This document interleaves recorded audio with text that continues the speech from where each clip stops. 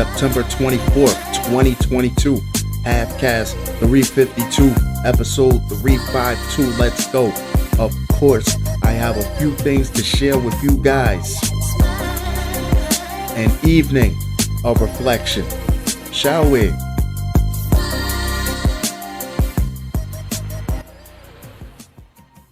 Zuri Charles beat cancer at 9. Then police say his dad strangled him and hid boy's naked body.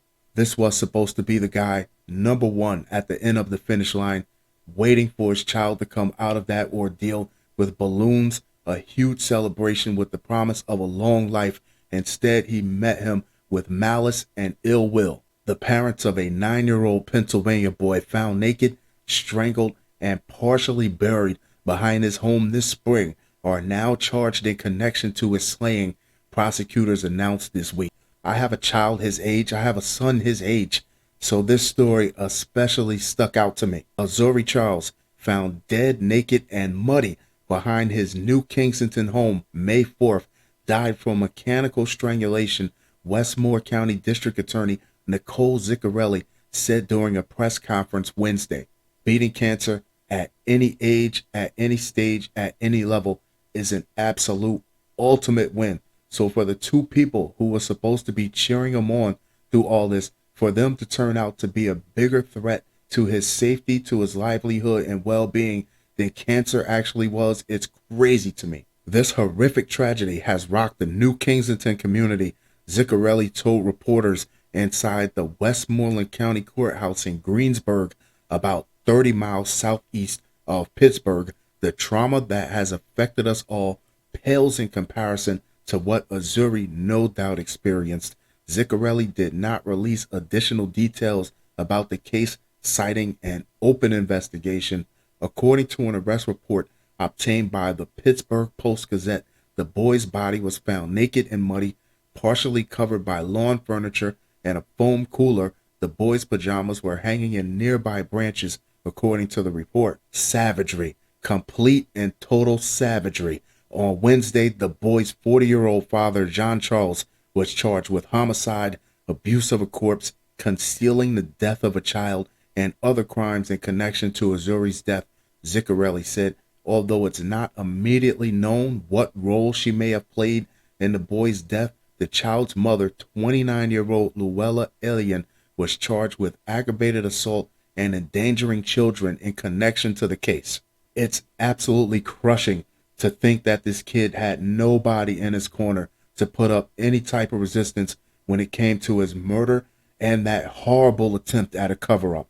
Zuri's neighbors told CBS News back in May that the child had just beaten pediatric cancer. Neighbor O.C. Taylor, who found Zuri's body, told the outlet all he does is ride his bike and play with his sister, and for something like this to happen to him, it's unbelievable. Records show Charles was being held in the Westmore County prison without bond on Saturday, and the boy's mother was being held on $250,000 bond. It was not immediately known if either defendant had obtained an attorney.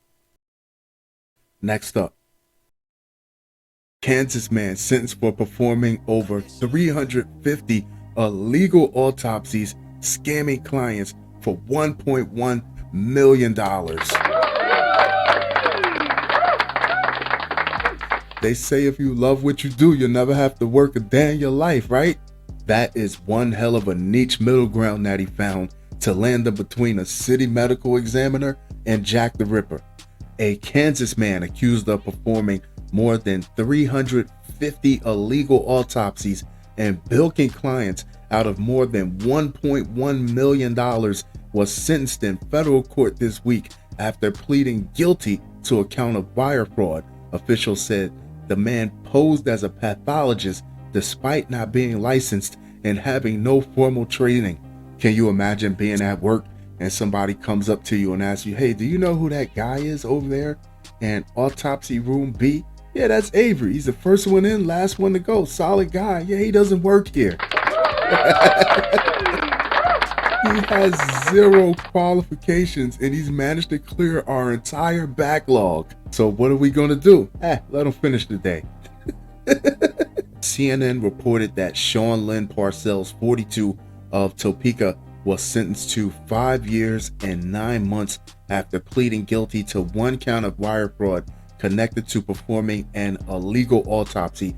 The U.S. Department of Justice said Parcells used his business, National Autopsy Services, that sounds fugazi, LLC, to obtain fees from the more than 350 clients for a total amount of $1,166,000, the DOJ said Monday.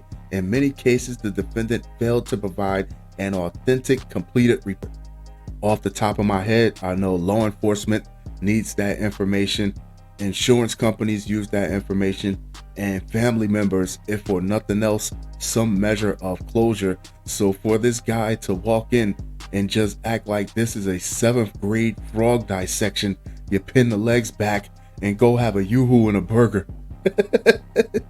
He's out of pocket. In May, Parcells pleaded guilty to the count of wire fraud. As part of a plea deal, 9 other fraud charges were dropped, CBS News reported. In that case, he used false credentials to convince a client he was qualified to conduct an autopsy. Why? The DOJ said. Parcells was paid $5,000 for an autopsy report he emailed to a client. He doesn't know how to give reports, so I would love to know what he wrote down, what he penciled in, but no pathologist was involved in preparing the report, which is illegal.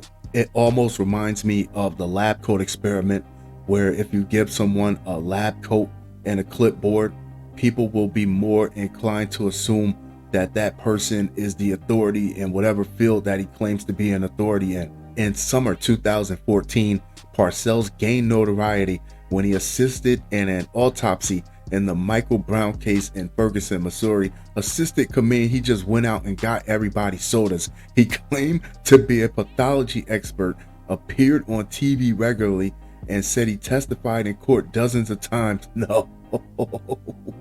Lab coat experiment, the Washington Post reported. In fact, Parcells has no formal education, you don't say, in pathology, which CNN uncovered in an investigation it aired in November that year. He claimed to be an adjunct professor at Washburn University, which the school denied. The only thing I'm thinking about here is that at some point, somebody is going to want to see you cut open a body. In the CNN report, Parcells said he learned how to do autopsies from on-the-job training, OTJ, observing and assisting pathologists at morgues. Officials interviewed by CNN said that Parcells had misrepresented himself as a doctor. If they want to think I'm a doctor, that's their issue, Parcells told CNN. People assume stuff all the time, and they may never ask. It's bad that they're assuming and that they never ask. If they want to think I'm a physician, more power to them. Damn it, we should be thankful he didn't set his sights on living bodies.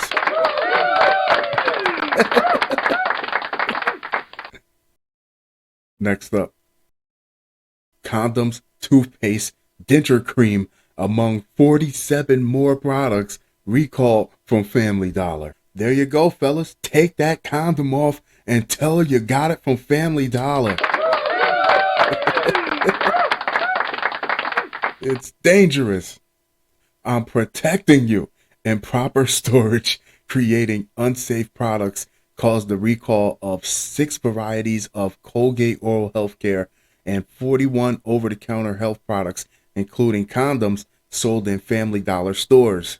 Is it customary for every Family Dollar sign to have the dollar part blacked out? According to the company-written FDA-posted recall notices, the products were stored outside of their required temperatures, then inadvertently shipped to certain stores on or around May 1st, 2022 through June 10th, 2022. Count your timeline, ladies. This is an extension of a July recall of over-the-counter products from Family Dollar, which is owned by Dollar Tree. For the same reason, if you bought any of the products in the original recall or extension, you can return it to the Family Dollar of purchase for a full refund. The Colgate products and the 41 other over-the-counter products were listed in separate recall notices. They went to California, Texas, Arizona, Georgia, Idaho, Indiana, Montana, New Mexico, Nevada, Oregon, and Utah.